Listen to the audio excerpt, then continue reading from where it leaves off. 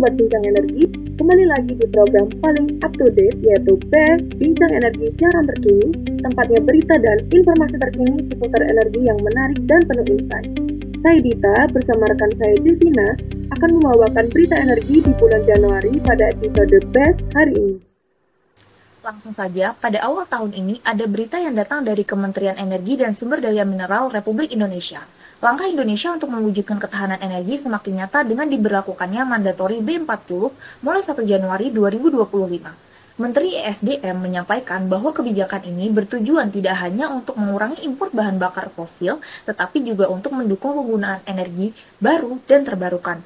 Dengan meningkatnya campuran biodiesel hingga 40%, program B40 ini diharapkan dapat memberikan dampak positif seperti menekan angka emisi karbon sekaligus memberdayakan industri kelapa sawit domestik.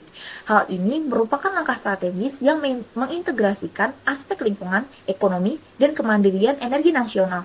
Namun, implementasi kebijakan ini tentu memerlukan kesiapan infrastruktur dan dukungan semua pihak, termasuk masyarakat. Kita sebagai konsumen juga perlu memahami pentingnya transisi ini.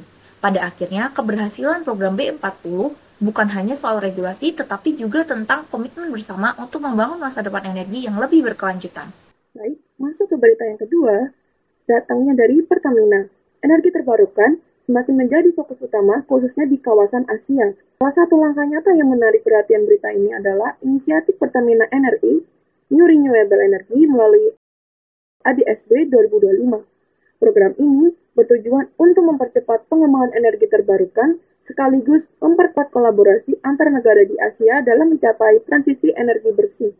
Pertamina Energy tidak hanya berbicara soal potensi tenaga surya, angin, dan geothermal, tetapi juga mulai menjejaki teknologi hidrogen hijau sebagai bagian dari upaya dekarbonisasi.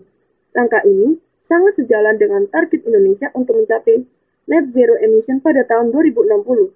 Rasanya, optimisme itu semakin besar ketika melihat perusahaan-perusahaan besar mulai mengambil peran signifikan dalam isu lingkungan global. Namun, inisiatif seperti ini tidak akan berhasil tanpa dukungan dari semua pihak, termasuk kita sebagai generasi muda. Ada banyak hal yang bisa kita lakukan, mulai dari menggunakan energi secara bijak, mendukung produk ramah lingkungan, hingga meningkatkan literasi mengenai energi terbarukan.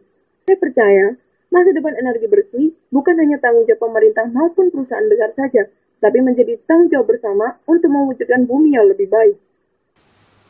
Berita yang terakhir datangnya dari Kementerian Energi dan Sumber Daya Mineral. Langkah Indonesia menuju kemandirian energi semakin nyata dengan diresmikannya 37 proyek strategis ketenaga listrikan oleh Presiden. Proyek-proyek ini memiliki kapasitas total 3,2 gigawatt dan tersebar di berbagai wilayah Indonesia. Inisiatif ini tidak hanya bertujuan untuk memenuhi kebutuhan listrik nasional, tetapi juga untuk mendukung pengembangan energi baru dan terbarukan. Dengan tambahan kapasitas ini, diharapkan suplai listrik di Indonesia menjadi lebih andal dan merata, sekaligus mendorong pertumbuhan ekonomi di daerah yang sebelumnya minim akses listrik. Selain itu, proyek ini juga mencerminkan komitmen pemerintah terhadap transisi energi bersih. Namun, tantangan dalam operasionalisasi proyek ini tetap ada, seperti kebutuhan akan infrastruktur pendukung dan optimalisasi jaringan listrik. Disinilah peran kolaborasi antara pemerintah, pelaku industri, dan masyarakat menjadi sangat penting. Kemandirian energi adalah visi besar, dan ini adalah langkah signifikan untuk mencapainya. Oke Sobat Ben, berita tersebut menjadi akhir segmen BEST episode hari ini. Untuk itu, terus update pengetahuan Sobat Ben tentang energi dan lingkungan dengan mengikuti berbagai program Bincang Energi yang dapat diakses melalui website bincang-energi.id, akun Instagram, dan channel YouTube kami. Jangan lupa follow, like, dan share supaya Sobat Ben tidak ketinggalan informasi seputar energi dan lingkungan dari Bincang Energi. Salam manis di bulan Februari, jangan lupa membeli roti. Sekian episode BEST dari Bincang Energi, sampai jumpa episode BEST di lain hari. Kami dari Bincang Energi pamit undur diri, salam energi.